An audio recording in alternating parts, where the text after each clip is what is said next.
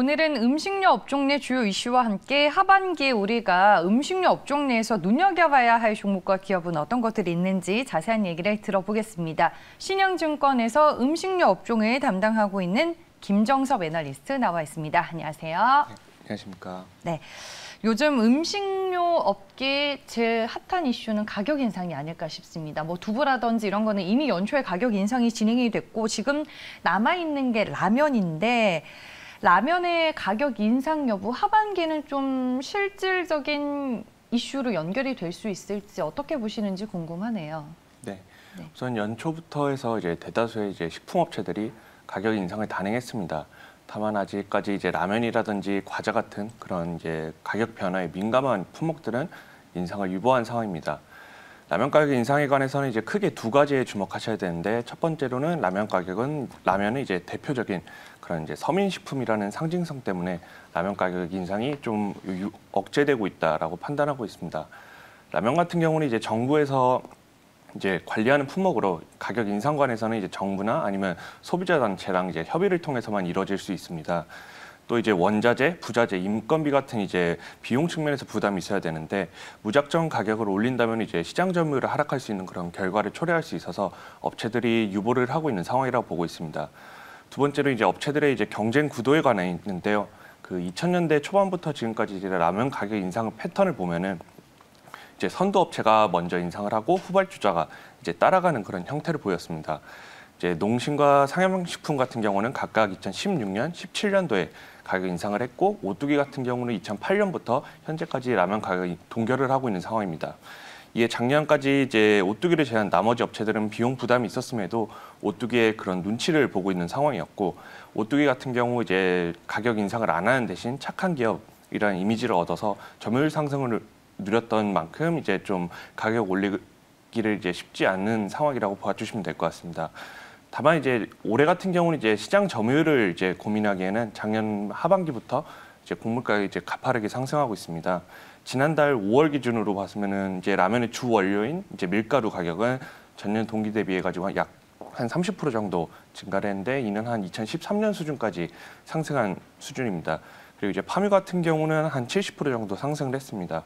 통상적으로 이제 곡물 가격이 이제 국내까지 들어오기에는 3에서 한 6개월 정도 레깅 시차가 걸리는데, 국내 이제 소재 업체들 매입 가격까지 반영되기에는 약 한 6개월 정도로 보고 있습니다.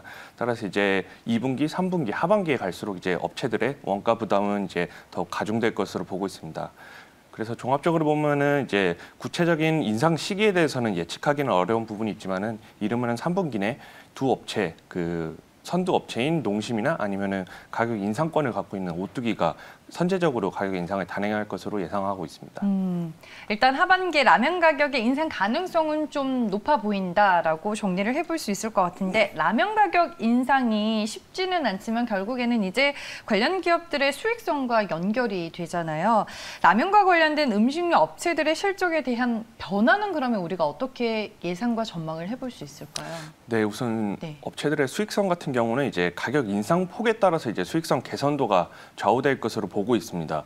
과거에 이제 라면 업체들 같은 경우 이제 아무래도 그 식품 산업 특성상 이제 B2C 비중이 높다 보니까 한번 가격을 이제 인상을 하면은 향후 원재료가 떨어진다 하더라도 가격 인하를 쉽게 하지는 않습니다.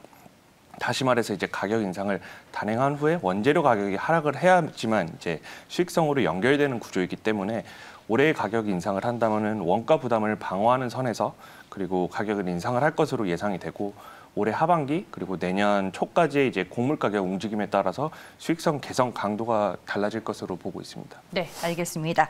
라면 가격 인상에 대한 이슈는 여기까지 얘기를 들어보겠습니다. 6월 초에 제가 이제 애널리스트님의 리포트를 쭉 찾아보니까 함께 가는 친구 롯데라는 제목으로 이 롯데식품사에 대한 기획 리포트를 내놓으셨더라고요. 음식료주 내에서 롯데그룹을 주목하는 특별한 이유가 있을까요? 네. 작년 같은 경우 이제 코로나로 인해서 대다수의 이제 음식료 업체들이 좀 반사수혜를 누렸습니다. 뭐 라면이라든지 가공식품, 그리고 뭐 제과 같은 뭐 업체로는 CJ 제일제당이 있을 수도 있고 농심, 그리고 오리온 같은 이제 업체들의 매출 증대로 이어졌었습니다.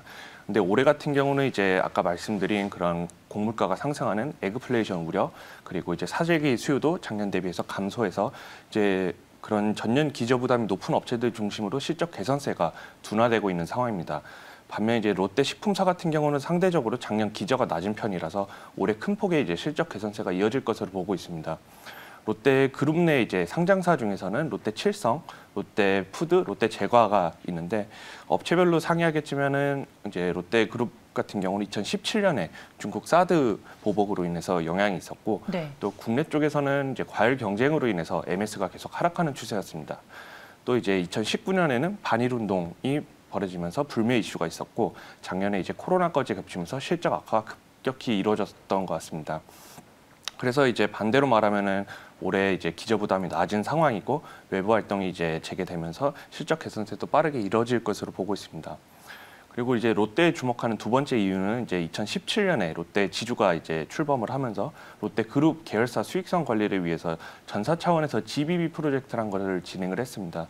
GBB란 이제 제로 베이스 버젯이라는 그 관행적으로 집행하는 그런 비용을 원점에서 이제 재검토하는 방향으로 이제 구체적으로 말씀드리면은 이제 업체별로 이제 적자 점포를 이제 없애거나 저수익처 그런 SKU를 과감하게 디마케팅을 하고 설비 같은 것도 이제 자동화를 많이 돌렸고 그리고 아웃소싱 품목 같은 것도 이제 내재화를 진행하고 있습니다.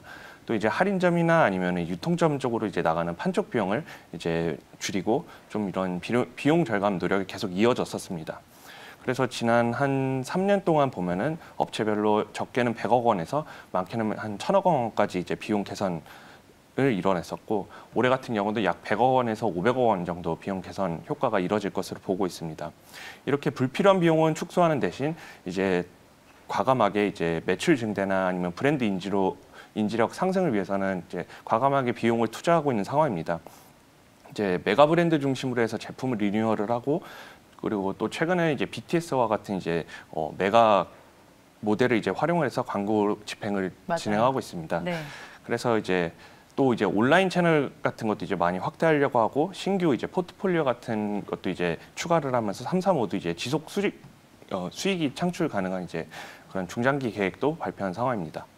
그래서 종합적으로 보면 타 음식료 대비 이제 롯데 식품사 같은 경우는 기저 부담이 낮고 올해도 식품 부분에서 이제 수익성 개선도가 강하게 나타날 것으로 보고 있고 그리고 중장기 성장 동력까지 이제 확보되는 점을 이제 기대하고 있습니다. 변화가 기대가 되는 롯데그룹사다라고 정리를 해볼 수 있을 것 같습니다. 말씀해 주셨다시피 롯데식품사 하면은 대표적으로 뭐 롯데칠성, 롯데푸드, 롯데제과를 가장 먼저 떠올릴 수 있는데 그렇다면 이 각사의 장점과 뭐 투자 포인트 이런 거는 어떤 것들이 있을까요? 네, 올해 이제 하반기 외식 채널이 이제 돌아와가지고 이에 따른 이제 매출 회복도 그리고 가격 인상 효과, 시장 점유율 회복 그리고 수익성 개선도를 고려해가지고 롯데 식품사 내에서는 롯데 칠성을 가장 좋게 보고 있습니다. 선호도 순으로 보면은 이제 롯데 칠성, 롯데 푸드, 롯데 제과 순입니다. 이제 칠성 같은 경우에는 연초에 이제 대표 제품인 이제 칠성 사이다와 같은 제품을 이제 약 음료 판가를 9.5% 정도 인상을 했었고 하반기에 이제 야외 활동이 재개되면서 이제 음료나 주류 수요가 이제 회복될 것으로 기대되고 있습니다. 또 이제 주류 부분에서는 이제 올해 연초에 이제 주세법이 이제 개정이 되면서 올해부터 이제 맥주 공장에서 OEM 생산이 가능해졌습니다.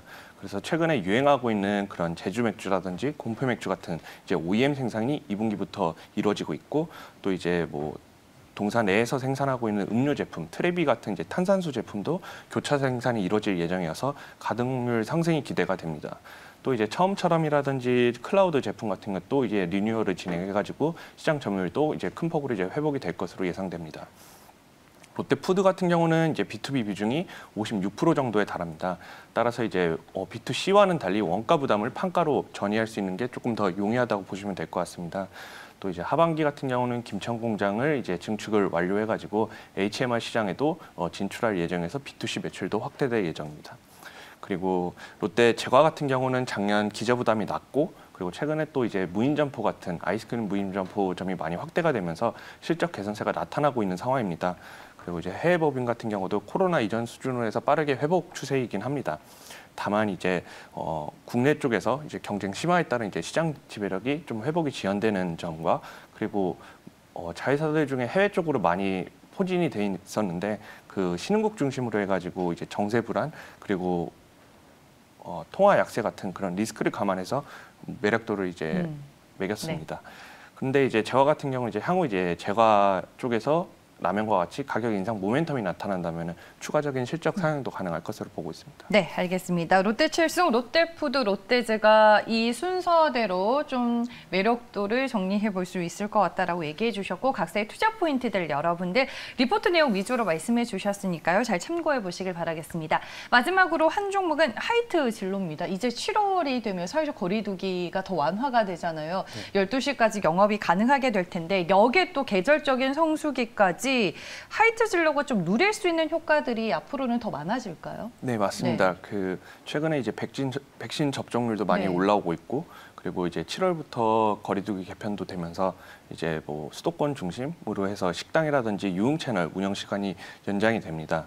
그리고 아무래도 작년부터 코로나로 인해서 좀 억눌려온 그런 소비들이 이제 주류 소비로 이어질 가능성이 높다고 보고 있고 이제 하반기에는 주류 산업이 좀 정상화될 것으로 보고 있습니다. 하이트 진로 같은 경우는 2019년에 이제 진로랑 이제 신제품 테라를 출시하면서 작년 3분기까지 가파른 실적 성장세를 이어왔는데 이후 작년 9월부터 인해서 이제 수도권 중심으로 10시 영업 규제 그리고 이제 유흥 채널이 감소를 하면서 전년 기저 부담까지 더해 올해 1분기, 2분기 실적이 좀 주춤하고 있는 상황이긴 합니다. 근데 다만 긍정적인 부분은 이제 시장 점유율 은 이제 변동이 없는 상황이라서 유흥 채널 수요만 돌아온다면은 이제 테라랑 이제 진로로 높여놓은 이제 시장 점유율 효과로 이제 계단식 회복세가 나타날 것으로 예측되고 있습니다. 단 이제 본격적으로 이제 성수기의 진입에 앞서서 이제 주류 업체들이 판촉 비용 증가 그리고 이제 또 최근에 인도 변이 바이러스와 같은 그런 리스크 요인도 감안해야 될 부분이라고 보고 있습니다. 맞아요. 요즘에 델타 변이가 또 확산이 되면서 그런 부분들이 리스크가 될 수는 있겠지만 하이트 진로를 대표하는 테라와 323이 또 얼마나 실적에 반영이 되는지도 하나의 체크 포인트가 될 것 같습니다. 네, 오늘 음식료 업종에 대한 얘기 모두 들어봤고요. 지금까지 신영증권의 김정섭 애널리스트와 함께했습니다. 고맙습니다. 네, 감사합니다.